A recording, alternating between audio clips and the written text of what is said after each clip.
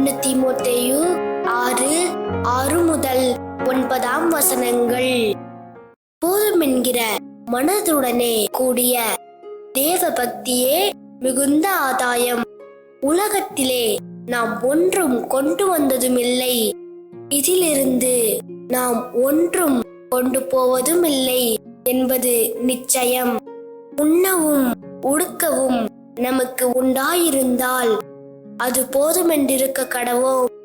ஐஸ்வர்யவான்களாக விரும்புகிறவர்கள் சோதனையிலும் கண்ணியிலும் மனுஷரை கேட்டிலும் அழிவிலும் அமிழ்த்துகிற மதிகேடும் சேதமுமான பலவித இச்சைகளிலும் விழுகிறார்கள்.